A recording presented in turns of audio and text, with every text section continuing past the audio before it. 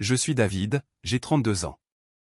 Pendant une décennie, j'ai versé chaque centime de mon salaire durement gagné pour maintenir ma famille à flot, seulement pour être complètement déshérité afin que mon frère, l'enfant chéri, puisse financer son style de vie factice.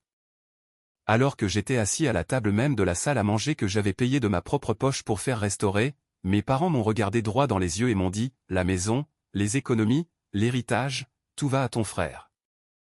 Ils se sont moqués de ma décennie de sacrifices financiers et émotionnels, comme si je n'étais rien de plus qu'un distributeur automatique de billets, conçu spécialement pour leur convenance. Mais il y avait une chose qu'ils ignoraient. Le bien immobilier de premier choix qu'ils venaient de lui céder fièrement était déjà en train de sombrer sous une dette toxique massive. Et le pouvoir absolu de sauver ou de détruire cette propriété était sur le point d'atterrir directement sur mon bureau. Et en ce moment même, ils se tiennent devant la porte de mon appartement, martelant le bois et suppliant pratiquement ma pitié. Avant de vous raconter exactement ce qui s'est passé et comment j'ai retourné la situation contre les personnes qui m'ont élevé, cliquez sur le bouton « J'aime » si vous croyez en la justice absolue. Et n'oubliez pas de me dire d'où vous regardez dans les commentaires ci-dessous. Maintenant, revenons là où tout a commencé.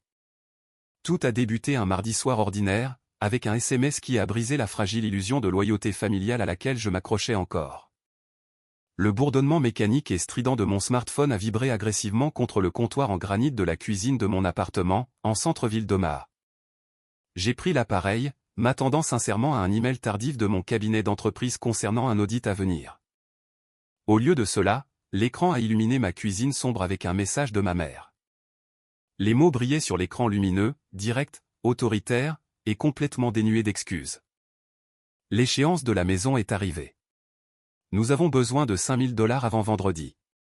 Envoie-les sur le compte de Léo, pour qu'il puisse s'occuper du virement. Je suis resté là, dans l'isolement silencieux de ma cuisine, à fixer l'écran, laissant l'audace pure de ces mots m'envahir. Un mois plus tôt, ils m'avaient publiquement dépouillé de toute prétention future sur cette même maison. Ils avaient remis les clés du royaume à mon jeune frère, Léo, le déclarant héritier légitime de tout ce qu'il possédait. Et pourtant, quand la facture réelle est arrivée, ils s'attendaient encore à ce que je sorte mon portefeuille. Ils s'attendaient encore à ce que je joue le rôle du bon fils obéissant, qui ne posait jamais de questions, n'exigeait jamais de respect, et payait toujours l'addition. Mes doigts ont survolé le clavier numérique. Pendant des années, ma réponse par défaut aurait été une réassurance rapide et anxieuse. Je me serais connecté à mon application bancaire, j'aurais vérifié le solde de mon compte courant, j'aurais transféré les fonds immédiatement, j'aurais annulé mes projets du week-end, et j'aurais mangé des produits bon marché le mois suivant, juste pour m'assurer qu'ils étaient à l'aise. J'étais profondément conditionné à réparer leurs erreurs. Mais l'homme qui faisait ça n'existait plus. Il était mort le soir de ce fameux dîner de famille. J'ai tapé exactement 5 mots. Ce n'est pas ma responsabilité. J'ai appuyé sur envoyer.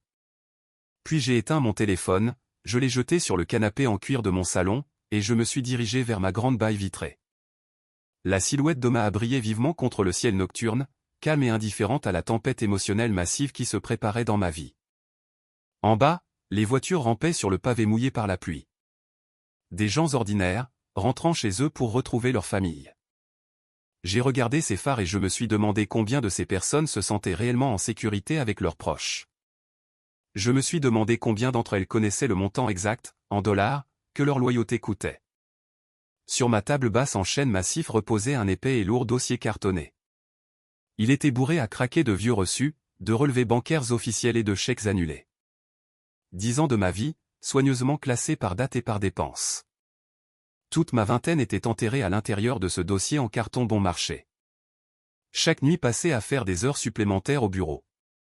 Chaque vacances manquée avec des amis. Chaque paire de chaussures de travail usées que je refusais obstinément de remplacer pour pouvoir envoyer de l'argent à mes parents. Je n'ai pas commencé par être amer. J'ai commencé comme un fils qui voulait juste voir ses parents sourire et vivre sans le poids écrasant de l'anxiété financière.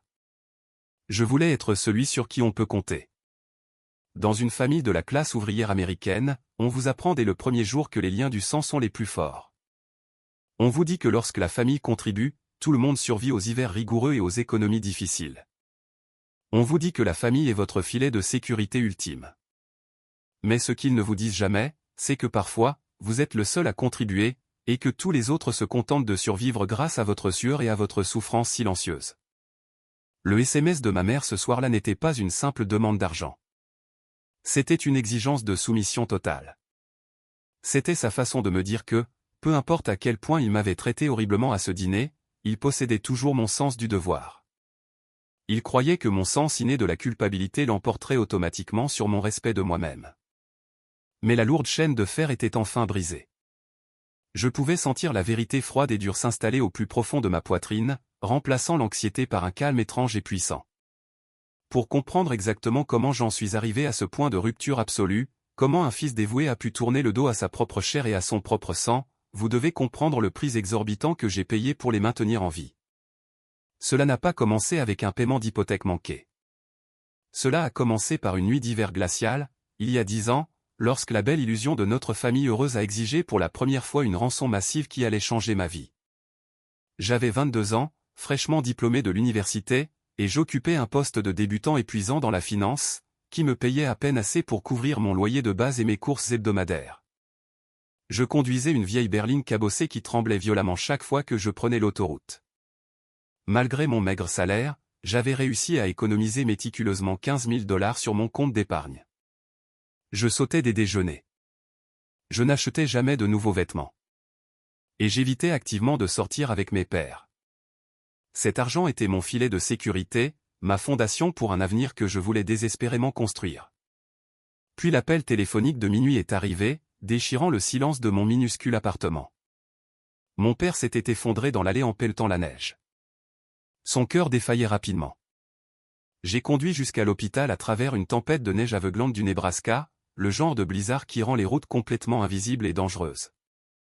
J'ai serré le volant jusqu'à ce que mes jointures deviennent complètement blanches, priant toute puissance supérieure pour ne pas arriver trop tard. Quand je suis finalement arrivé aux urgences, les lumières fluorescentes, crues et impitoyables, donnaient à ma mère l'air d'avoir 10 ans de plus. Elle pleurait hystériquement dans la salle d'attente, serrant un gobelet en polystyrène de café d'hôpital infect, comme si c'était une bouée de sauvetage. Le cardiologue a dit qu'il avait besoin d'un pontage coronarien d'urgence immédiatement. Le problème majeur était son assurance maladie. Il avait laissé sa prime expirer des mois auparavant, et la couverture actuelle était un désastre absolu. L'administration de l'hôpital exigeait un paiement initial massif avant de procéder aux soins post-opératoires spécialisés et à la rééducation intensive dont il avait besoin pour survivre à l'opération. Je n'ai même pas hésité, pas une seule seconde. J'ai marché directement dans le couloir stérile jusqu'au service de facturation, j'ai sorti ma carte de débit et j'ai vidé tout mon compte d'épargne sans la moindre arrière-pensée. 15 000 $, partis en un clin d'œil.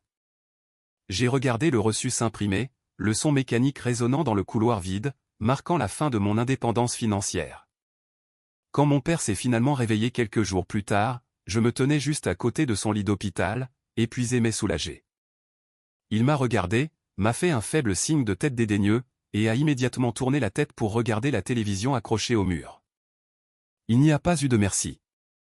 Il n'y a eu aucune reconnaissance du fait que son fils aîné venait de se ruiner pour lui sauver la vie. J'ai complètement ignoré cela. Je me suis dit que sa survie était la seule récompense dont j'avais besoin. Je me suis dit que les hommes de sa génération, une génération de durs, ne savaient tout simplement pas comment exprimer leur gratitude correctement. Mais les sacrifices ne se sont pas arrêtés là. Ils n'ont fait que s'intensifier, drainant lentement la vie hors de moi. 2 ans plus tard, ce fut au tour de Léo de réclamer mes ressources. Léo était l'enfant chéri incontesté de la maison. Il avait 4 ans de moins que moi, doté d'un physique de star de cinéma et d'une langue bien pendue capable de charmer un serpent hors de son panier. Alors que j'étais pragmatique, calme et travailleur, Léo était bruyant, arrogant et plein de visions grandioses et irréalistes d'une immense richesse. Il a convaincu mes parents qu'une université d'état standard était complètement en deçà de son potentiel. Il a soutenu qu'il devait aller dans une université privée coûteuse pour étudier l'entrepreneuriat. Le problème majeur était que mes parents n'avaient absolument plus de fonds universitaires pour lui. Ils avaient dépensé chaque centime supplémentaire pour vivre bien au-delà de leurs moyens, afin de maintenir les apparences dans leur quartier de banlieue. Une fois de plus, tous les yeux se sont tournés vers moi. Je venais d'obtenir une petite promotion et une modeste augmentation de salaire. Au lieu de quitter mon studio exigu ou de mettre de l'argent dans un plan de retraite 401K pour assurer mon propre avenir, j'ai été manipulé pour assumer le lourd fardeau de l'éducation de Léo. 10 000 $ par an pendant 3 années épuisantes, 30 000 $ au total. Je travaillais 60 heures par semaine au cabinet. Je prenais des contrats de comptabilité en freelance, tenant les livres désordonnés de petites entreprises locales pendant mes week-ends, juste pour joindre les deux bouts. Je faisais mes courses dans des magasins discount et je mangeais des sandwichs froids à la dinde à mon bureau, pendant que mes collègues sortaient pour des déjeuners chauds. Pendant ce temps, Léo traitait ses années universitaires comme des vacances de luxe tout frais payés. Alors que je travaillais tard à Thanksgiving, mangeant seul des restes au bureau, Léo publiait des photos éclatantes de Cancun, parlant de réseautage avec de futurs investisseurs. Il achetait des vêtements de marque coûteux. Il a même loué une voiture de luxe neuve pour laquelle mes parents se sont joyeusement portés garants. Chaque fois que j'évoquais ses habitudes de dépenses imprudentes et exaspérantes avec ma mère, elle me coupait immédiatement la parole avec la même excuse éculée et recyclée. Elle disait, Léo doit soigner son apparence pour réussir dans le monde des affaires compétitif. Elle me disait que je ne comprenais pas comment fonctionnait le réseautage de haut niveau, parce que je n'étais qu'un pion dans une entreprise, dépourvue de véritable vision. J'ai ravalé ma fierté. J'ai serré les dents et j'ai continué à signer les chèques, mois après mois, année après année. Je croyais vraiment, profondément, qu'une fois diplômé, il se construirait une carrière réussie et me rembourserait, ou du moins soulagerait la pression financière sur nos parents vieillissants, pour que je puisse enfin me reposer. J'étais incroyablement, stupidement naïf. Le moment décisif, le sacrifice ultime qui a failli briser complètement mon esprit, est survenu quand j'avais 27 ans. Un cabinet de comptabilité d'entreprise très prestigieux à Chicago m'a offert un poste d'analyste senior. Le salaire de départ était de 85 000 $ par an, avec des avantages incroyables et une voie claire vers le statut d'associé. C'était mon billet d'or pour quitter Omaha. C'était ma seule véritable chance de construire une vie qui m'appartenait réellement. J'avais la lettre d'offre officielle imprimée, posée sur le comptoir de ma cuisine. Je lisais les mots chaque soir avant de me coucher, rêvant de la silhouette vibrante de la ville, de l'indépendance, du respect professionnel que j'avais tant désiré. Puis une violente tempête d'été a traversé le Nebraska, apportant des vents violents et de la grêle qui ont complètement déchiqueté le toit de la maison de mes parents. L'eau s'infiltrait abondamment dans les chambres et le salon, ruinant les cloisons sèches et les parquets. Le dédommagement de l'assurance était considérablement insuffisant, à cause d'une vieille police d'assurance bon marché que mon père avait obstinément refusé de mettre à jour pour économiser quelques dollars par mois. La maison allait subir des dégâts d'eau structurels graves et irréversibles si elle n'était pas réparée immédiatement. Ma tante Sylvia, la sœur aînée de ma mère, m'a appelé ce soir-là. Elle venait de traverser un divorce public très acrimonieux et prêchait constamment sur la loyauté familiale à quiconque voulait bien écouter ses diatribes misérables. Elle a utilisé son ton le plus acerbe et le plus manipulateur pour me faire culpabiliser et me soumettre. Elle a dit, « La famille reste unie dans les bons et les mauvais moments, David. » Elle m'a rappelé les funérailles de mon grand-père, comment nous nous tenions tous près de la tombe et avions promis de prendre soin les uns des autres. Elle a dit, « Si je fais mes valises et que je pars pour Chicago maintenant, à la poursuite d'un salaire mirobolant, j'abandonne mes propres parents dans l'horreur la plus sombre. » Quel genre de fils égoïste et sans cœur fait ça? J'ai cédé. Je me suis complètement effondré sous le poids immense de la culpabilité fabriquée. J'ai envoyé un email déchirant refusant le poste qui aurait changé ma vie à Chicago. J'ai pris l'argent durement gagné que j'avais méticuleusement économisé pour mon déménagement en ville et j'ai payé 8 000 $ à un couvreur local pour remplacer leur toit détruit. Je suis resté à Omaha, enchaîné à un travail médiocre, regardant mes grands rêves s'évanouir dans le néant. Chaque fois que je passais devant leur maison et que je voyais ces nouveaux bardeaux sombres, une pierre lourde et suffocante s'installait au fond de mon estomac. Je leur ai donné toute ma vingtaine. Je leur ai donné mes économies, mes opportunités de carrière, ma tranquillité d'esprit et ma jeunesse. Je pensais que mes efforts acharnés au sein de cette famille m'avaient au moins valu une place respectée à la table. Je pensais qu'ils reconnaissaient que j'étais la fondation solide et incassable qui empêchait leur vie fragile de s'effondrer totalement. J'avais complètement tort. Une fondation n'est faite que pour être piétinée, et ils se préparaient à m'écraser entièrement. Le tournant ultime est arrivé par une fraîche soirée d'automne. Mes parents nous ont invités, Léo et moi, pour un dîner de famille formel. J'ai en fait ressenti un rare moment d'optimisme sincère en me rendant à leur maison au toit fraîchement refait. J'avais récemment passé des heures à aider mon père à régler des problèmes complexes de facturation médicale suite à un examen récent, et j'avais faussement supposé que ce dîner était un petit geste de gratitude, attendu depuis longtemps. Nous nous sommes assis autour de la lourde table en chêne de la salle à manger. J'ai caressé le grain lisse du bois avec mon pouce. Je connaissais chaque éraflure et chaque rainure de cette table, car j'avais payé un menuisier professionnel $800 pour la restaurer 2 ans plus tôt, lorsque ma mère s'était plainte qu'elle avait l'air démodée pour accueillir son club de lecture. Ma mère a fièrement apporté un grand rôti de bœuf, souriant chaleureusement à Léo, qui était occupé à envoyer des SMS sur son smartphone flambant neuf, ignorant complètement le reste d'entre nous et le repas préparé pour lui. À mi-chemin du dîner, mon père s'est raclé la gorge bruyamment et a délibérément posé sa fourchette en argent sur l'assiette en porcelaine. La pièce est devenue silencieuse. Il a regardé ma mère, qui lui a fait un signe de tête encourageant et secret, puis il a regardé directement Léo avec une immense fierté. Nous vous avons demandé de venir tous les deux aujourd'hui parce que votre mère et moi avons fait une sérieuse planification successorale, a dit mon père, sa voix portant un poids autoritaire et intransigeant. Nous vieillissons et nous voulons nous assurer que l'avenir de la famille est complètement sécurisé et bien géré. Je me suis penché en avant sur ma chaise, m'attendant à une discussion d'adultes pratiques sur les fiducies, les transferts de 401K, ou les directives médicales en cas d'une autre urgence. Nous avons décidé, a poursuivi mon père, ses yeux se posant enfin sur les miens avec un détachement glacial, que la maison, les comptes d'épargne et l'intégralité de notre héritage iront à Léo. Les mots flottaient dans l'air chaud, lourd, toxique et absolument dévastateur. J'ai arrêté de respirer.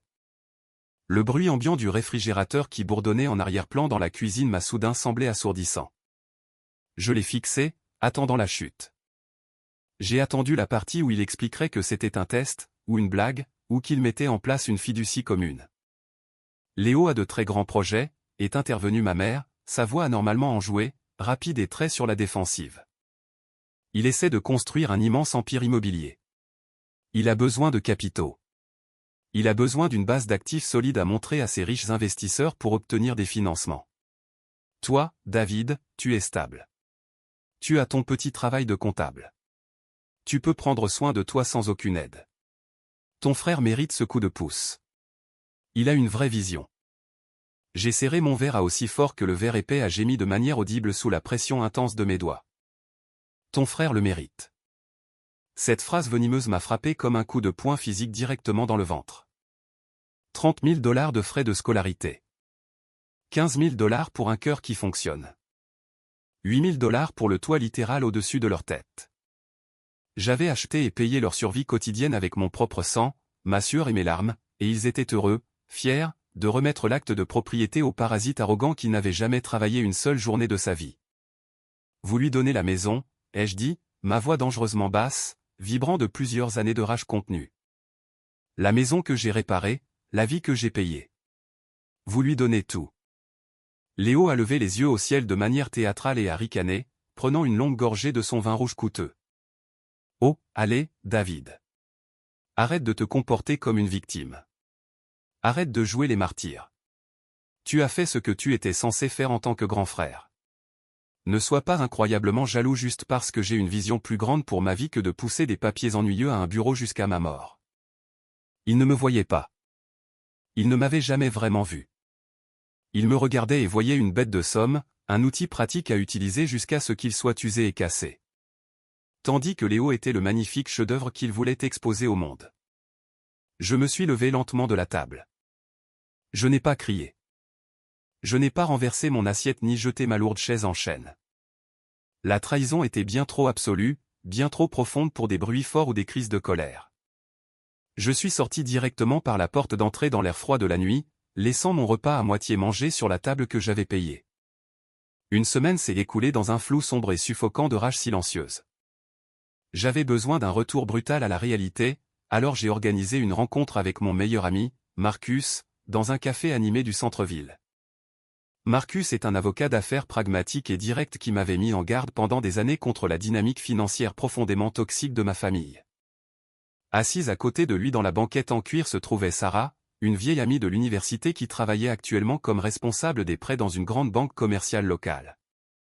Je leur ai raconté exactement ce qui s'était passé au dîner.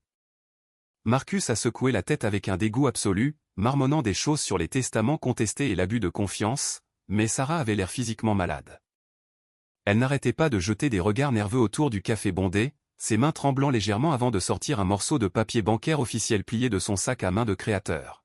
« David, je risque toute ma carrière, ma licence et mon travail en te montrant ça, » a dit Sarah, faisant glisser le lourd papier sur la table en bois, face cachée. « Mais tu dois savoir exactement à quel genre de monstre tu as affaire avant qu'il ne te détruise. » J'ai déplié le document. C'était un relevé bancaire commercial hautement confidentiel. Mes yeux ont balayé les chiffres noirs, les en-têtes en gras, et mon sang s'est glacé dans mes veines. Léo avait discrètement contracté une énorme ligne de crédit, des centaines de milliers de dollars, pour soi-disant financer ses grandes entreprises. Mais ce n'était pas le pire. Il avait utilisé la maison nouvellement promise de mes parents comme garantie directe. Il avait hypothéqué tout leur avenir pour financer son extrême vanité. Il brûle l'argent à une vitesse folle, a dit Marcus, pointant du doigt les déductions détaillées sur la page. Vol en première classe vers l'Europe, paiement de location de voitures de sport de luxe, dîner dans des steakhouse haut de gamme. Il ne construit pas une entreprise, David. Il joue aux riches avec l'argent de tes parents. Et quand la maison sera saisie, ils viendront pleurer à ta porte en exigeant que tu règles le problème. Je fixais le papier, une colère aveuglante se mêlant à une prise de conscience écœurante. Mes parents lui avaient remis les clés du royaume, et il était en train de le réduire en cendres. Mais en tournant à la deuxième page du document épais, un détail complètement différent a attiré mon attention. Mon cœur a cessé de battre. Il y avait un prêt personnel secondaire rattaché au dossier principal, 50 000 $. Et là, tout en bas de l'accord de garantie, il y avait mon nom. Sarah, ai-je chuchoté, ma voix tremblant de fureur pure et sans mélange. Je n'ai jamais signé ce document. Je n'ai jamais autorisé ça. Sarah a grimacé, me regardant avec une profonde pitié. Je sais. Nous avons effectué une vérification de sécurité secondaire lorsque le compte principal a été signalé pour des retards de paiement consécutifs.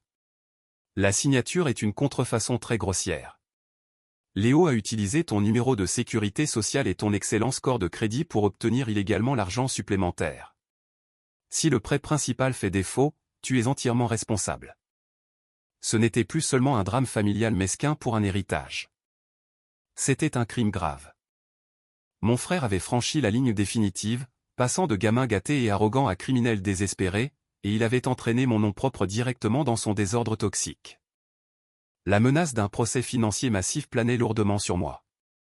S'il faisait défaut, la banque s'en prendrait légalement à mon salaire, à mes comptes de retraite, à mes actifs, à tout ce que j'avais minutieusement construit à partir de rien. J'ai regardé Marcus, l'avocat impitoyable en lui calculait déjà les angles juridiques, se préparant à une guerre totale. Mais je n'avais pas besoin d'un avocat pour l'instant. J'avais besoin que mes parents voient le véritable monstre qu'ils avaient créé et protégé. J'avais besoin qu'ils regardent la preuve indéniable et juridiquement contraignante de sa trahison absolue. J'ai stupidement pensé que leur présenter la vérité factuelle leur ouvrirait enfin les yeux. Je pensais que le pire de la trahison émotionnelle était passé. J'avais tellement, incroyablement tort. J'ai conduit directement du café à la maison de mes parents, dépassant toutes les limites de vitesse de la ville. Les pneus de ma voiture ont crissé bruyamment contre le pavé alors que je me garais agressivement dans l'allée. Je n'ai pas pris la peine de frapper à la porte d'entrée. J'ai utilisé ma clé de rechange, j'ai déverrouillé le pêne dormant, et j'ai marché directement dans le couloir jusqu'à la cuisine. Ma mère se tenait paisiblement près de la cuisinière, fredonnant une douce mélodie en remuant une grande marmite de soupe au poulet. La cuisine sentait l'enfance et la sécurité, un contraste écœurant avec la réalité de la situation que j'apportais dans la pièce. Elle a levé les yeux, véritablement surprise par mon entrée soudaine et énergique. « David, que diable fais-tu ici en plein milieu de la journée ?» a-t-elle demandé, s'essuyant nerveusement les mains sur un tablier à fleurs, sentant l'énergie sombre qui émanait de moi. J'ai violemment claqué les copies des documents bancaires sur l'îlot de la cuisine.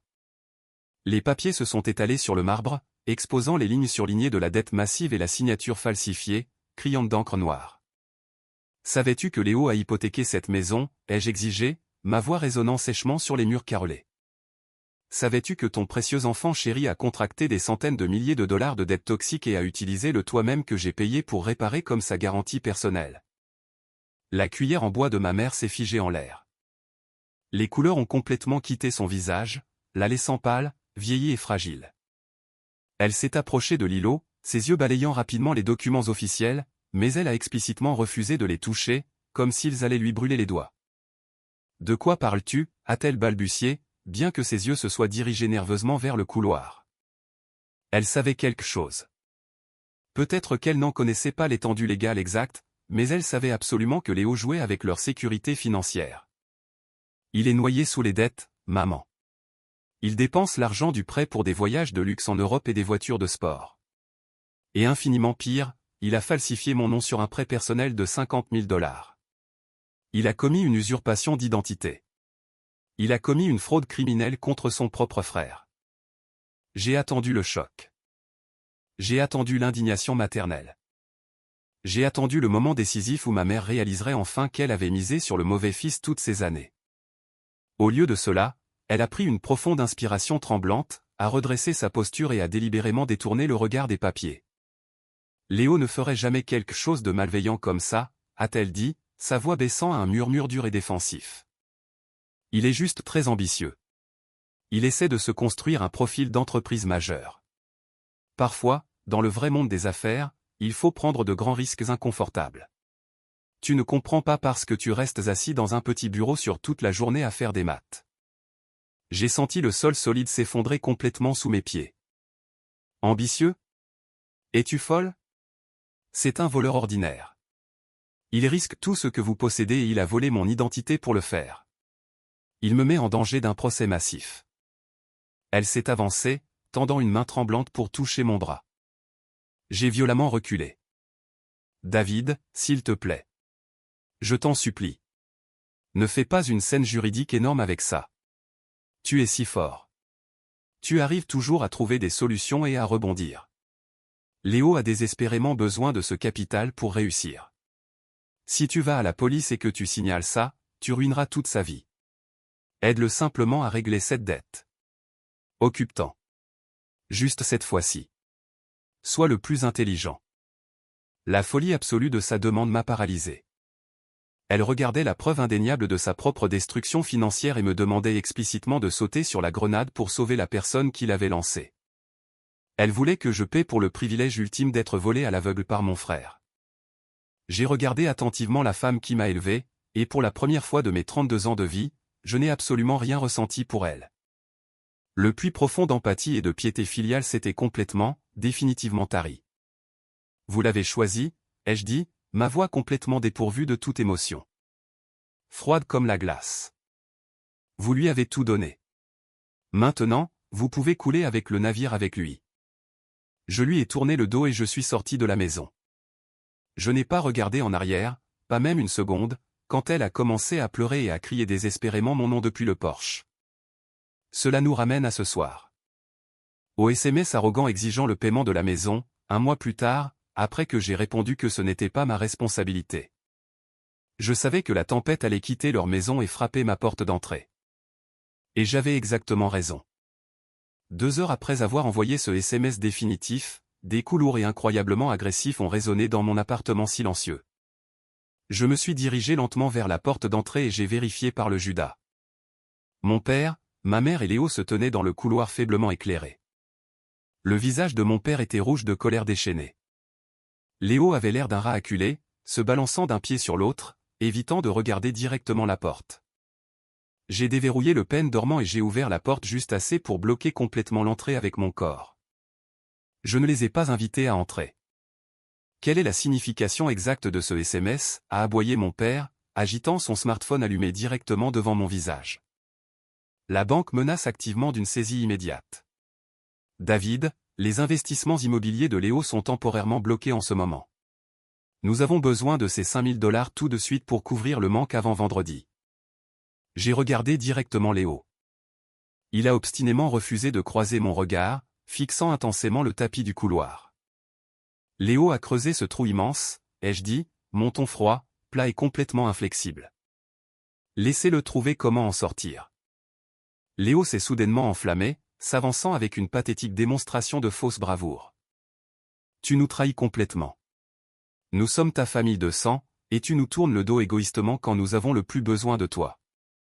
J'ai laissé échapper un rire rauque et amer qui a résonné et fait taire tout le couloir. Vous trahir? J'ai porté toute cette famille sur mon dos brisé pendant 10 années exténuantes. Chaque facture médicale, chaque chèque de scolarité, chaque crise fabriquée.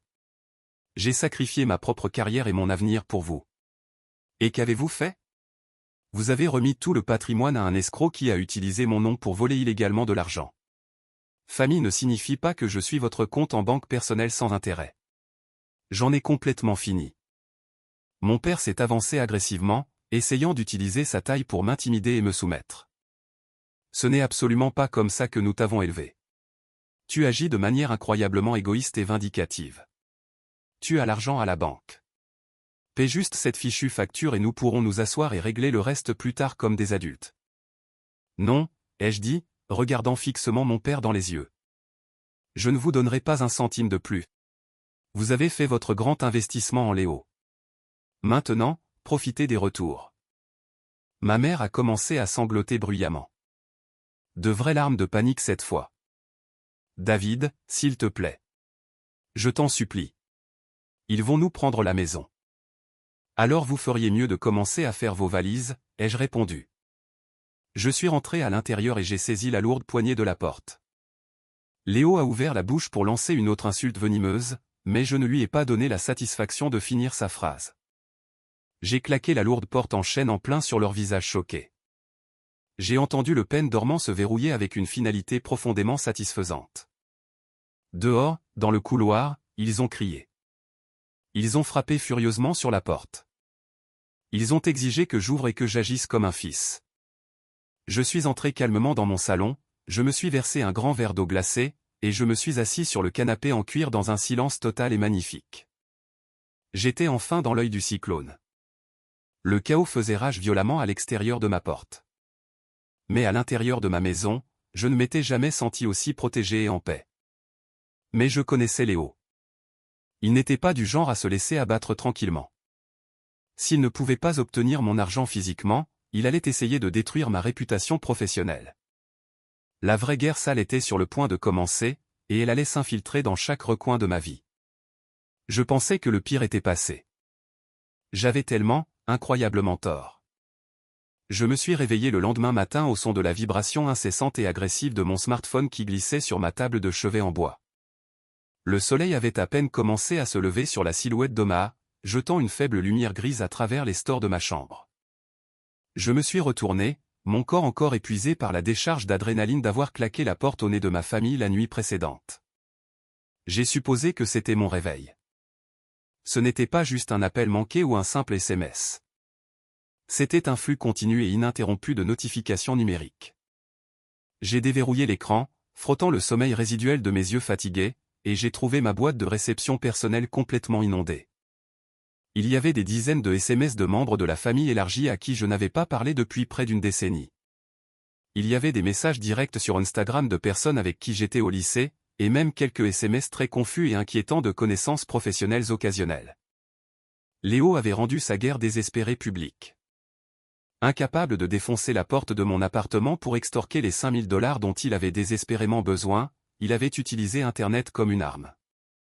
J'ai ouvert l'application Facebook et c'était là, tout en haut de mon fil d'actualité, fortement promu par l'algorithme en raison de l'engagement massif qu'il recevait. Léo avait écrit un long message de plusieurs paragraphes, se présentant comme la victime tragique ultime et moi comme le méchant psychopathe, froid et calculateur. Il a peint un tableau très romancé et incroyablement toxique de notre dynamique familiale. Dans son récit complètement tordu, il était le jeune entrepreneur brillant et en difficulté qui essayait juste de maintenir le fier héritage familial en vie pendant une période économique difficile.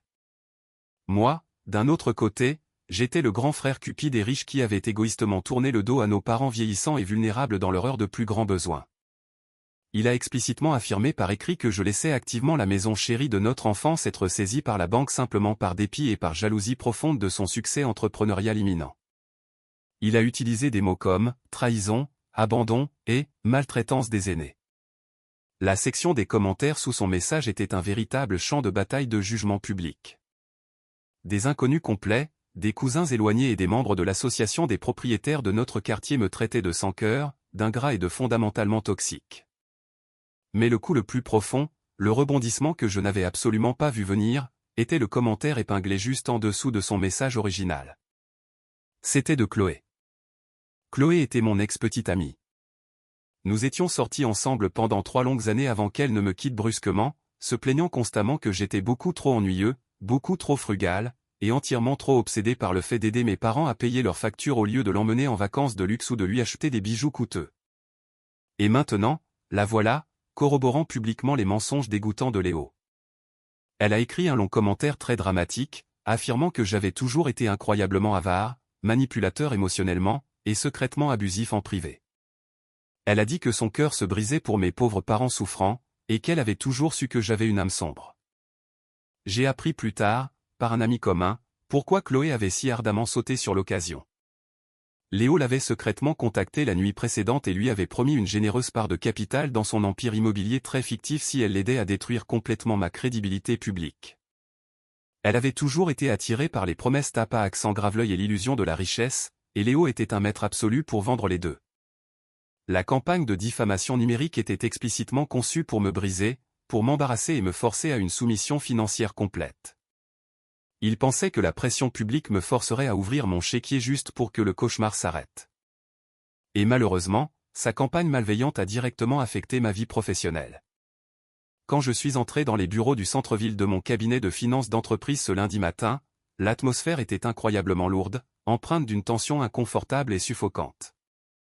Les bavardages matinaux habituels dans la salle de pause se sont brusquement arrêtés dès que j'ai franchi la porte. Les gens ont agressivement détourné le regard, trouvant soudainement le tapis incroyablement fascinant. Gavin, un collègue farouchement compétitif et notoirement impitoyable qui visait agressivement la même promotion de cadre supérieur que moi, n'a absolument pas perdu de temps pour utiliser les rumeurs d'Internet contre moi. Il m'a acculé près de la machine à café haut de gamme, un sourire suffisant et satisfait plaqué sur son visage. Il portait un costume excessivement cher qu'il avait acheté spécifiquement pour projeter une fausse autorité. Week-end difficile en ligne, David, a demandé Gavin, sa voix dégoulinant d'une épaisse condescendance et d'une fausse sympathie. J'ai vu le gros message sur les réseaux sociaux. Ma femme me l'a même montré pendant que nous prenions le petit déjeuner. C'est une très mauvaise image pour quelqu'un qui vise un poste de direction dans cette prestigieuse entreprise d'être en train de jeter ses propres parents âgés à la rue par pure rancune. Les partenaires exécutifs apprécient un caractère moral élevé. Tu sais, ils ne promeuvent pas les gens avec des vies personnelles désordonnées et scandaleuses. J'ai versé mon café noir lentement, maintenant un contrôle physique absolu sur mes mains pour qu'elles ne tremblent pas. Je me suis retourné et j'ai regardé Gavin droit dans ses yeux suffisants, mon visage un masque parfait d'indifférence glaciale. Tu devrais passer beaucoup moins de temps à t'inquiéter des drames fictifs de ma famille sur Internet, et beaucoup plus de temps à t'inquiéter des erreurs comptables massives et hautement illégales dans tes rapports de dépenses du 3e trimestre, Gavin, ai-je dit, ma voix complètement plate et professionnelle. Parce que les partenaires exécutifs apprécient certainement beaucoup plus les compétences de base en mathématiques et la conformité fédérale que les ragots de quartier. Il a ricané, son visage virant au rouge profond, et s'est rapidement éloigné, mais les dommages à ma réputation se propageaient activement comme un virus très contagieux à travers les bureaux. La seule personne qui est restée constamment à mes côtés était Elena, une auditrice senior brillante et incroyablement perspicace dont le bureau était situé juste à côté du mien. Elle m'a pris à part dans une salle de conférence vide, m'a tendu une bouteille d'eau fraîche et m'a fermement dit de garder la tête haute. Elle a explicitement dit que les gens qui connaissaient vraiment mon caractère solide et mon éthique de travail ne croiraient jamais un message Internet dramatique et mal écrit d'un jeune frère au chômage. Mais Léo n'était pas satisfait de simples j'aime sur Facebook et de sympathie numérique. Il avait besoin d'argent liquide, et il manquait rapidement de temps avant que la banque ne finalise les formalités. Le mercredi après-midi, la situation a rapidement dégénéré d'une nuisance numérique à une véritable embuscade physique en entreprise. J'étais assis à mon bureau, plongé dans l'analyse d'un dossier complexe d'évaluation des risques d'entreprise, lorsque les lourdes portes en verre du hall principal du cabinet se sont ouvertes violemment. La réceptionniste s'est levée en état de choc absolu, son casque manquant de tomber de ses oreilles. J'ai regardé à travers la cloison en verre transparente de mon bureau et j'ai senti le sang dans mes veines se glacer complètement. Mon père, ma mère et Léo marchaient agressivement sur le sol en marbre très poli du cabinet d'entreprise, se dirigeant droit vers la division analytique où j'étais assis.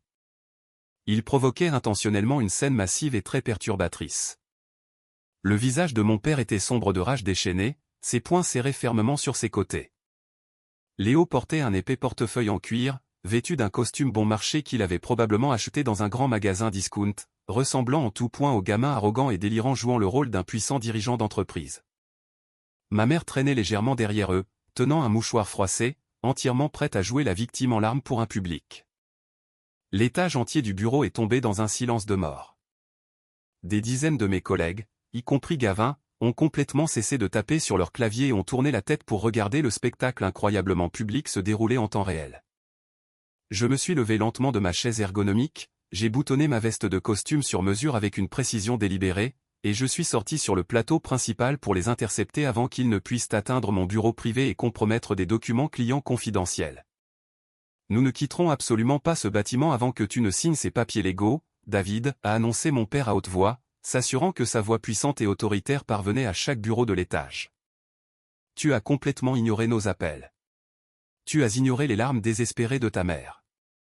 Tu vas prendre tes responsabilités et régler ce gâchis financier, tout de suite. Léo s'est avancé avec confiance, sortant une épaisse pile de documents juridiques de son faux portefeuille en cuir.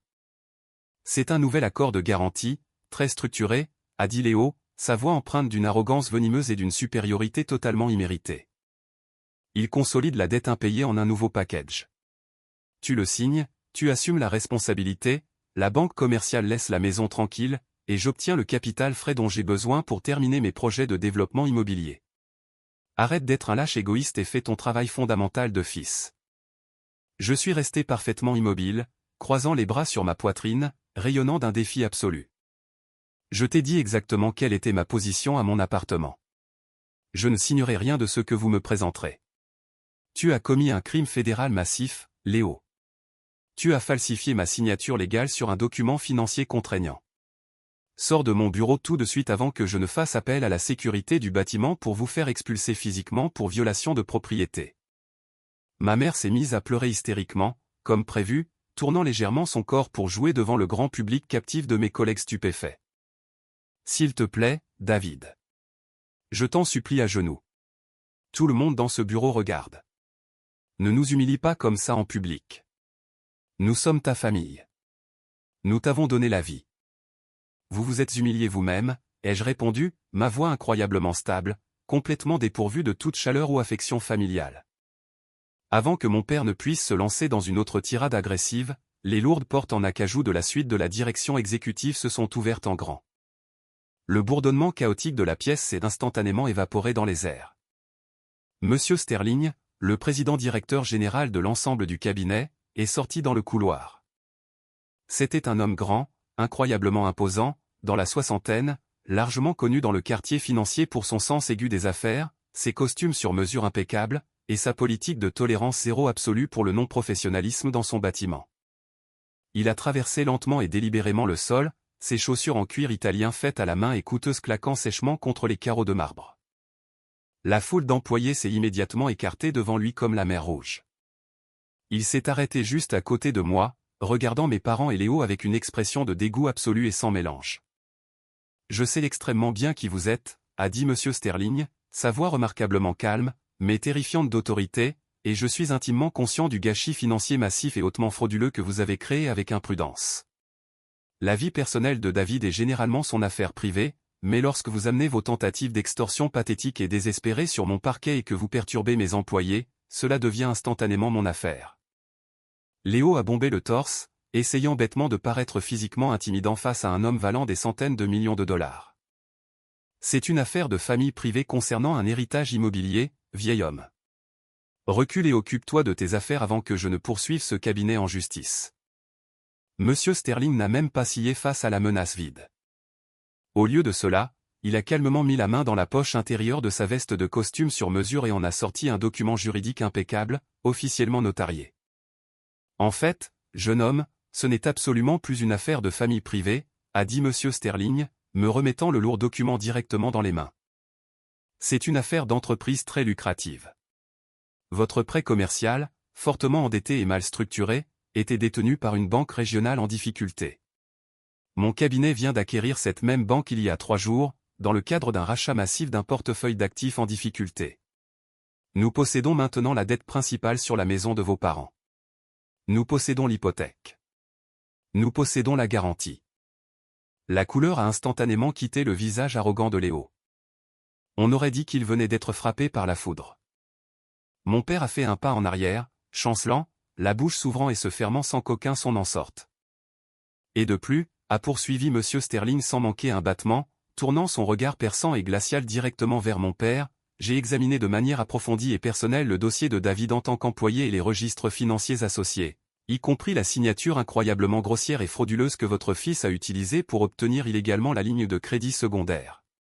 Mon équipe juridique d'élite prépare déjà les documents nécessaires pour déposer des accusations de fraude criminelle fédérale contre lui auprès des autorités. Monsieur Sterling a reporté son attention sur moi, posant une main ferme et très encourageante sur mon épaule. David a été le pilier inébranlable de cette division analytique pendant des années. Il a un bilan impeccable et sans faille d'intégrité professionnelle et de dévouement. Avec effet immédiat, je promeux officiellement David au poste de directeur principal de la gestion des risques, avec l'augmentation de salaire correspondante.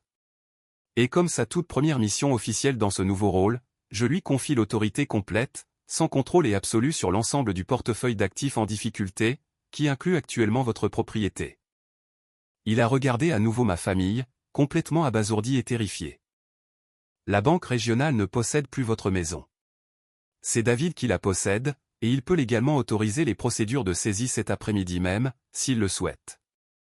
Le silence absolu dans le grand bureau était assourdissant. On aurait pu entendre une mouche voler. Gavin, qui avait observé avec avidité la confrontation, espérant ma chute, avait l'air d'être sur le point d'être physiquement malade. Sa mâchoire touchait pratiquement son bureau. Ma mère a laissé échapper un grand hoquet étranglé, couvrant sa bouche de ses mains tremblantes alors que la réalité de la situation s'abattait sur elle. Léo a laissé tomber son portefeuille en cuir bon marché, les documents frauduleux s'éparpillant inutilement sur le sol poli. Ils étaient entrés dans mon sanctuaire pour m'humilier publiquement et me soumettre financièrement, et au lieu de cela, ils étaient tombés aveuglément dans un piège d'entreprise parfaitement exécuté et totalement inéluctable. Je pensais que le pire était passé. J'avais tellement, incroyablement tort. Les suites immédiates de la confrontation dans le hall furent une démonstration magistrale d'exécution d'entreprise, rapide et impitoyable. Monsieur Sterling a simplement fait un signe de tête au chef de la sécurité du bâtiment, 4 gardes de sécurité massifs en uniforme ont immédiatement entouré ma famille, complètement silencieuse et profondément humiliée, et les ont escortés de force vers les portes de sortie en verre. Ils n'ont pas crié. Ils n'ont pas fait de crise. Ils n'ont pas fait d'autres demandes pour mon argent.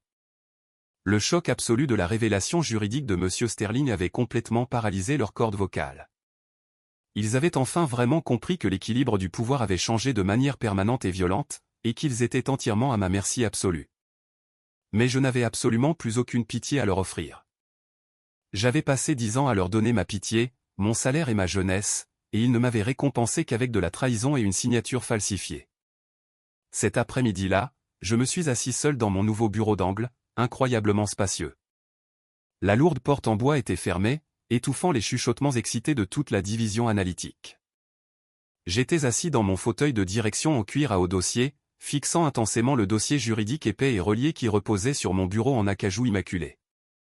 Il contenait l'acte de propriété original de la maison de mes parents et la montagne massive et insurmontable de dettes commerciales toxiques que Léo avait illégalement liées à la propriété. La décision finale concernant leur sort ultime était entièrement la mienne. Le pouvoir reposait littéralement au bout de mes doigts. Je pouvais choisir de restructurer le prêt, leur offrant un taux d'intérêt très favorable, les renflouant ainsi une fois de plus. Je pouvais m'enchaîner à leur ruine financière sans fin pendant encore 30 ans, jouant le rôle du fils sacrificiel dévoué. Ou je pouvais décrocher le téléphone, appuyer sur le bouton, et laisser la réalité incroyablement dure et inflexible de leur terrible choix s'abattre sur eux avec toute la force du système juridique américain. J'ai décroché le téléphone de mon bureau et j'ai composé le numéro du service juridique interne du cabinet. Le chef du contentieux des entreprises a répondu à la deuxième sonnerie. Ici David Miller. J'autorise le commencement immédiat des procédures de saisie sur la propriété répertoriée dans la section 4B du dossier, ai-je dit, ma voix complètement stable, dépourvue de toute hésitation ou regret. Rédiger les avis d'expulsion. Déposer les documents auprès du greffier du comté. Il n'y aura absolument aucune prolongation, aucun délai de grâce, et aucun renflouement familial secret. Le processus juridique, soutenu par les immenses ressources d'une grande société financière, a progressé avec une efficacité impitoyable et terrifiante. En quelques courtes semaines, la réalité crue et brutale de la situation est devenue de notoriété publique dans leur quartier de banlieue impeccable et très critique. C'est arrivé un mardi matin tranquille. Je sirotais mon café lorsque j'ai reçu un SMS d'un ancien voisin du lycée contenant un lien direct vers l'édition numérique du journal local d'Omaha. Le titre de la première page de la section immobilière était simple, direct et brutalement objectif, propriété de banlieue saisie dans un défaut de prêt commercial majeur. Juste en dessous du texte en gras se trouvait une photo massive en haute résolution de la maison de mon enfance. La porte d'entrée, la porte même que j'avais franchie des milliers de fois enfant, la porte que j'avais payée pour réparer, était fermement scellée avec du ruban de saisie bancaire jaune vif. Un immense avis public officiel était cloué directement sur le bois. L'article d'enquête ne nommait pas explicitement Léo dans le texte principal pour éviter d'éventuels problèmes de diffamation, mais il détaillait la grave mauvaise gestion financière, l'énorme dette commerciale, et l'expulsion forcée immédiate des résidents âgés. Il n'avait pas vraiment besoin de le nommer. Dans une communauté de banlieue très unie où tout le monde assiste au même dîner de Thanksgiving et réunion de l'association des propriétaires, les rumeurs se propagent plus vite qu'un feu de prairie. La façade soigneusement construite et entièrement fausse que mes parents avaient sacrifiée pour maintenir a été complètement, totalement anéantie en une seule matinée. La vérité indéniable sur les habitudes de dépenses incroyablement imprudentes de Léo, son manque absolu de sens des affaires, et son comportement hautement frauduleux a été entièrement exposé à la lumière du jour. Les voisins critiques qui m'avaient précédemment condamné sur la base de son message émotionnel sur Facebook ont soudainement réalisé qu'ils avaient bruyamment applaudi un escroc flagrant. Ils ont appris les détails horribles sur les vacances de luxe en Europe qu'il prenait pendant que ses parents luttaient, les vêtements de marque coûteux qu'il exhibait au country club local, et les paiements exorbitants de location de sa Porsche qu'il priorisait tandis que les actifs fondamentaux de la famille s'effondraient en poussière. Le vent de l'opinion publique a tourné avec une vitesse violente et foudroyante. Les comptes de réseaux sociaux très actifs de Léo, qui avaient été un flux quotidien constant d'autopromotion arrogante et de mensonges vicieux sur mon caractère, sont soudainement devenus complètement silencieux. Il a supprimé son profil Facebook. Il a supprimé son compte Instagram avec ses milliers de faux abonnés. Il a complètement effacé son profil LinkedIn pour cacher son historique professionnel. Il a complètement disparu dans le vide numérique, incapable de faire face au retour de bâton public massif et écrasant de sa propre création. Chloé, mon ex-petite amie incroyablement opportuniste et superficielle, a immédiatement paniqué en lisant l'article et en réalisant que le prétendu empire immobilier de Léo n'était rien d'autre qu'un château de cartes hautement illégal, et qu'il n'y aurait absolument aucun capital, aucune vacance de luxe, ni aucun argent facile pour elle à exploiter. Elle a immédiatement supprimé son long commentaire calomnieux de son message original. Quelques jours plus tard, elle a désespérément essayé d'appeler mon téléphone portable personnel. J'ai laissé l'appel aller directement sur la messagerie vocale. Elle a laissé un message pathétique et décousu, sa voix dégoulinant d'une sympathie fausse et fabriquée et de larmes forcées. Elle a affirmé qu'elle avait été profondément manipulée et abusée émotionnellement par Léo, qu'il l'avait trompée pour qu'elle écrive ces choses terribles, et qu'elle avait toujours su, au fond de son cœur, que j'étais un homme bon et honorable qui méritait mieux. Elle a même suggéré que nous nous retrouvions pour dîner pour parler du bon vieux temps. Je n'ai même pas pris la peine d'écouter le message en entier. Je l'ai arrêté à mi-chemin, je l'ai supprimé de ma boîte de réception, et j'ai bloqué son numéro de téléphone de manière permanente. Je n'avais aucun intérêt à accepter de fausses excuses de la part de ratraîtres fuyant un navire en perdition qu'ils avaient joyeusement aidé à percer. De retour au bureau, l'atmosphère s'était complètement transformée en ma faveur. Gavin, le collègue farouchement compétitif qui avait agressivement tenté d'utiliser mon traumatisme familial contre moi pour voler ma promotion, a été officiellement convoqué au département des ressources humaines. Plusieurs de mes collègues, dont Elena, avaient officiellement signalé sa conduite hautement non professionnelle, ses commérages malveillants, et ses tentatives de créer un environnement de travail hostile. Les partenaires exécutifs ne tolèrent pas le sabotage interne. Gavin a été officiellement placé en période de probation stricte de 6 mois et a été explicitement et définitivement retiré de la voie de la haute direction. Sa carrière au sein du cabinet était effectivement terminée. Chaque fois que je passais avec assurance devant son bureau, il évitait agressivement tout contact visuel, fixant intensément son écran d'ordinateur, le visage pâle d'humiliation. Le moment de justification ultime le plus profond et le plus satisfaisant, cependant, est venu de la communauté même qui m'avait initialement condamné sans procès. J'ai reçu un appel de Tom, le propriétaire de l'épicerie du quartier où mes parents avaient fait leurs courses pendant plus de 20 ans. Tom était une figure très respectée dans la communauté, et il avait été l'une des personnes les plus virulentes à m'ignorer lorsque les mensonges de Léo ont commencé à circuler en ville. David, cet homme du marché. Sa voix crépitait légèrement au téléphone, lourde d'un regret sincère, de chagrin et d'une profonde gêne. Je t'appelle aujourd'hui pour te présenter mes excuses formelles. Nous avons tous lu le journal. Nous avons tous entendu la vraie histoire de la part des responsables de la banque. Nous avons entendu parler des dettes massives, de son refus absolu de trouver un vrai travail, et de la façon dont il a égoïstement entraîné tes pauvres parents dans la boue avec ses combines illégales. Nous ne connaissions pas la vérité, fiston.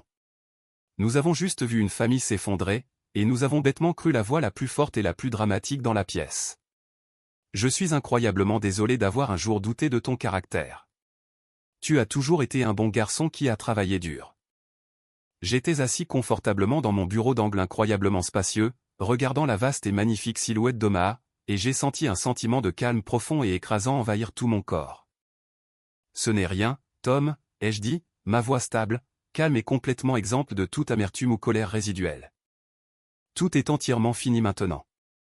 La vérité finit toujours par éclater. Je n'ai aucune rancune envers toi ou qui que ce soit d'autre dans le quartier. Vous réagissiez simplement aux informations que vous aviez. Je pensais chaque mot. Leur jugement passé n'avait plus aucun poids, aucun pouvoir, ni aucune influence sur mon état émotionnel. Le fardeau lourd et suffocant de maintenir ma famille toxique à flot, de m'inquiéter constamment de leurs urgences fabriquées, de sacrifier mon propre bonheur, mes économies et mon avenir pour leur confort, avait complètement disparu. Mes parents ont finalement été contraints de rassembler à la hâte les quelques maigres biens qu'ils pouvaient faire entrer dans les coffres de leur voiture. Ils ont dû déménager dans un complexe d'appartements bon marché, exigu et mal entretenu à l'extrême périphérie de la ville, loin de leurs amis du country club. Ils ont perdu la belle et coûteuse table de salle à manger que j'avais payée pour faire restaurer. Ils ont perdu le toit solide et très cher que j'avais payé pour remplacer.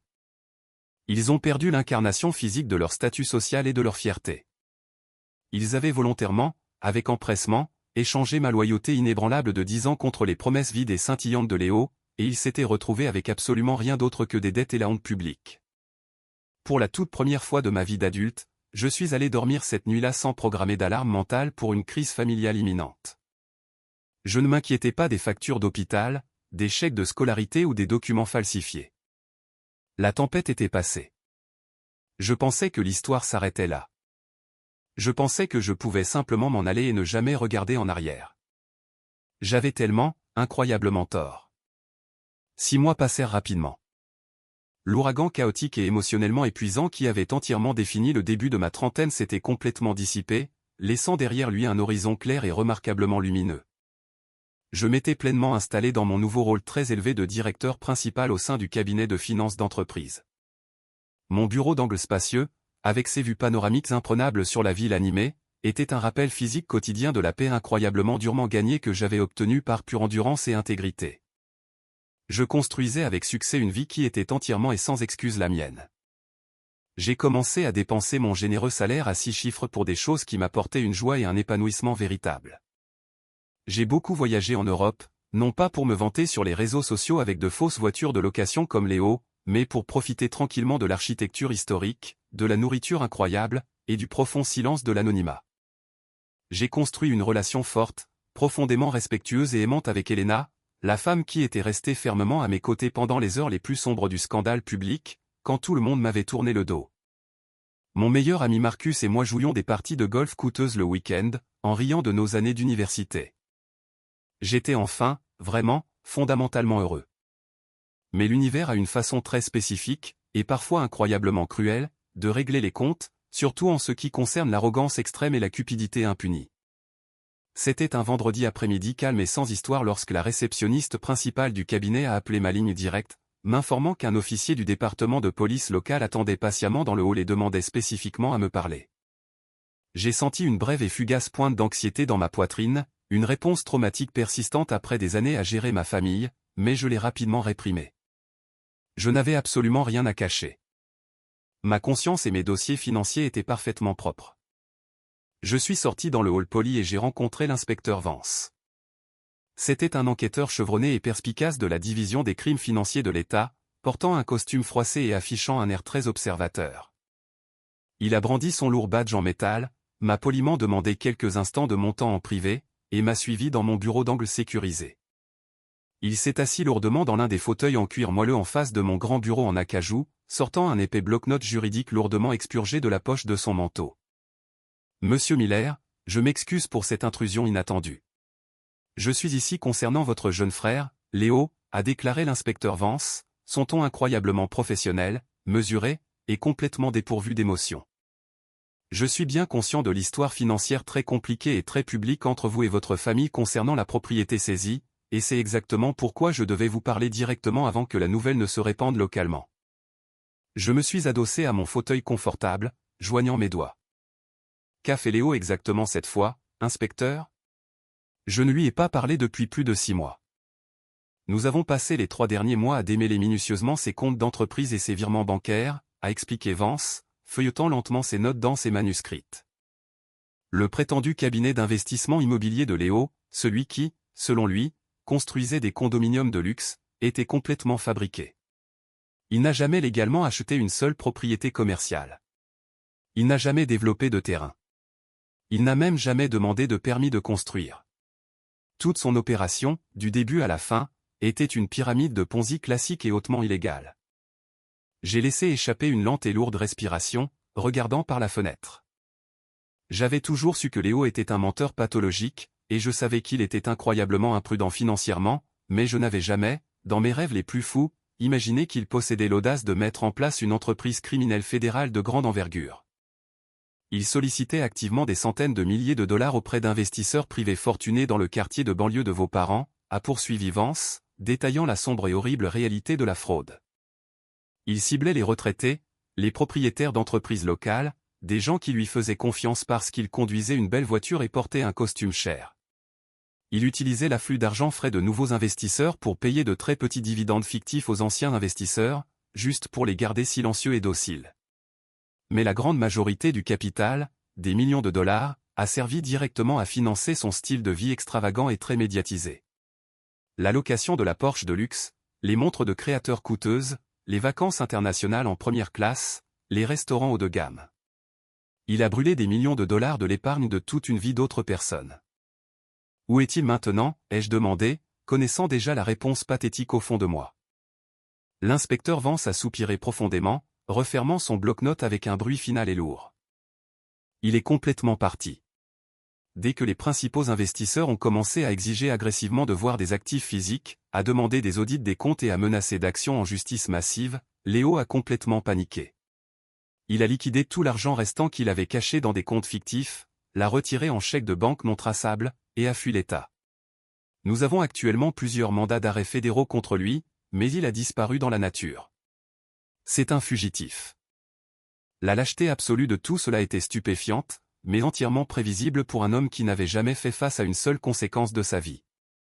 Et mes parents, ai-je demandé, ma voix plate, maintenant mon détachement professionnel strict malgré le choc. C'est la partie tragique, monsieur Miller.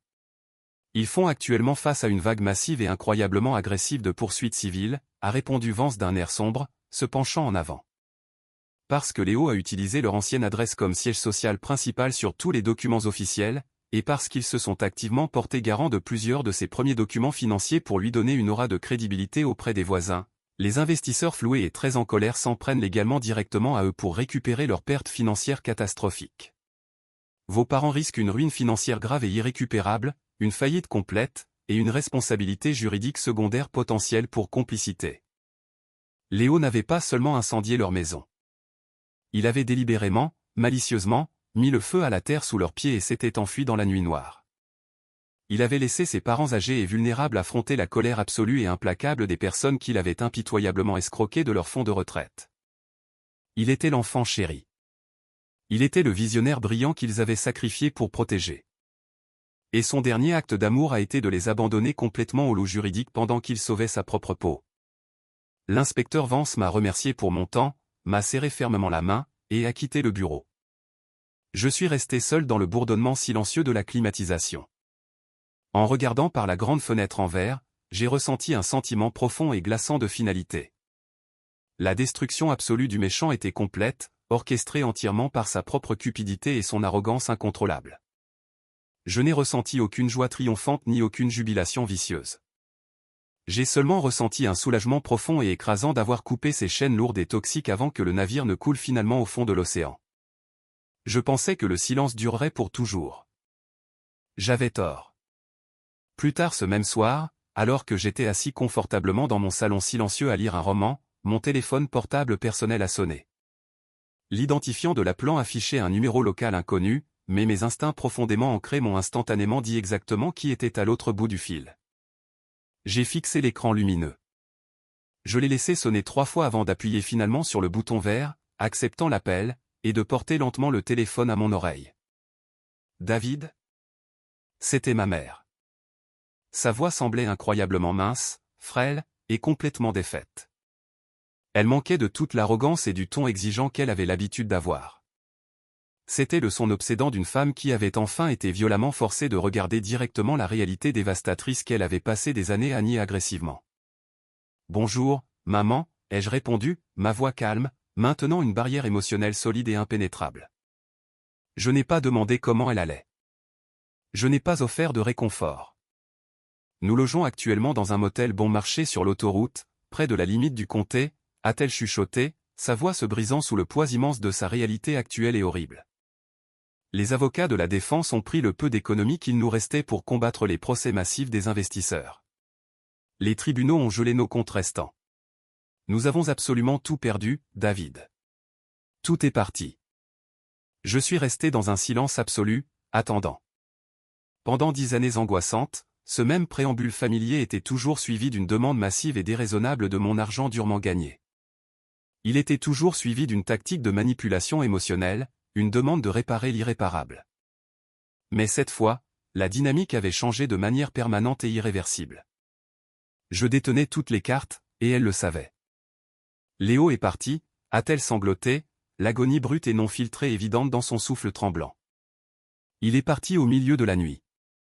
Il a complètement changé de numéro de téléphone. Il nous a abandonnés ici pour faire face aux inspecteurs de police et aux gens incroyablement en colère qui veulent leur argent. Il n'a même pas laissé de mots. Il a juste fait un sac et a disparu.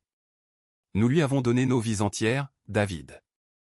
Nous lui avons donné tout ce que nous possédions et il nous a juste laissés pour mourir. Ma poitrine s'est légèrement serrée.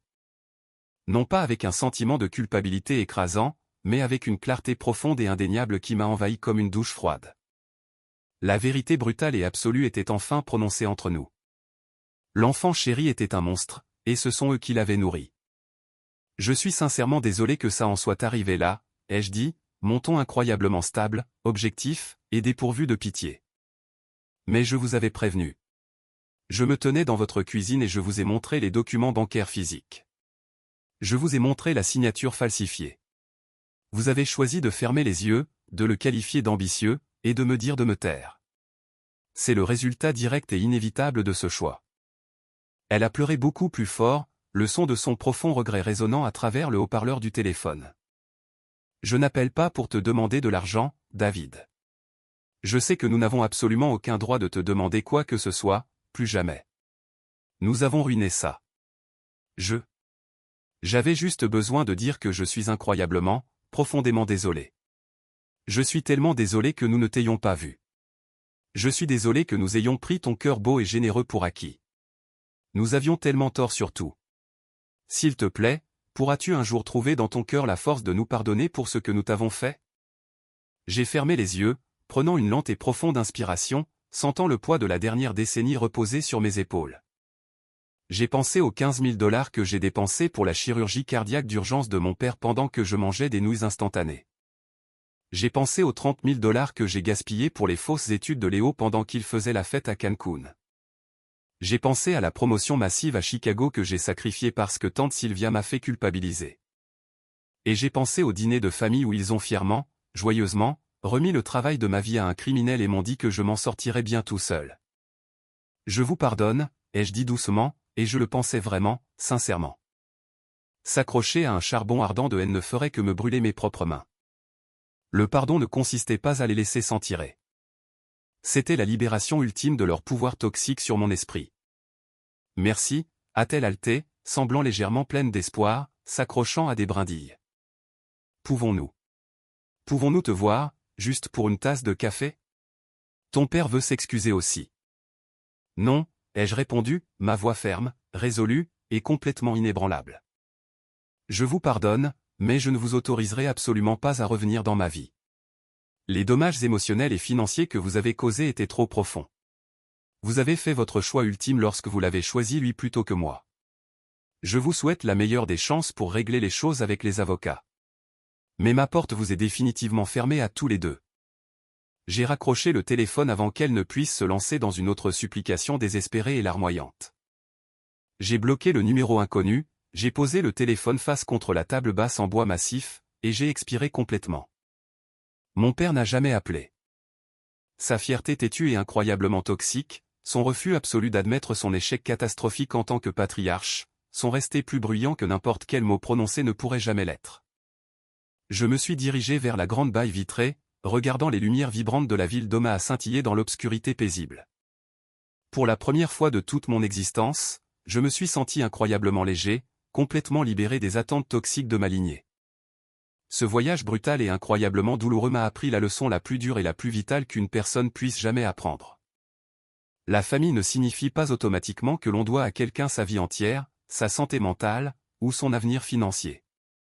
Le concept de loyauté du sang est bien trop souvent utilisé comme une arme de manipulation par ceux qui refusent d'assumer la responsabilité de base de leurs propres actions désastreuses. Établir des limites incroyablement fermes n'est pas un acte d'égoïsme. C'est un acte fondamental de survie humaine. Les mensonges destructeurs de Léo et les exigences sans fin de mes parents m'ont clairement montré que l'amour véritable ne devrait jamais être assorti d'une étiquette de prix financière massive. Il ne devrait jamais exiger la destruction complète de vos propres rêves pour garder quelqu'un d'autre au chaud. Je me suis choisi moi-même, et ce faisant, j'ai sauvé ma propre vie. Avez-vous déjà fait face à quelque chose de similaire avec votre propre famille? Avez-vous déjà dû vous éloigner des personnes même qui vous ont élevé pour protéger votre propre paix et votre propre avenir? Partagez votre histoire dans les commentaires ci-dessous. Et n'oubliez pas d'aimer et de vous abonner pour ne pas manquer le prochain voyage.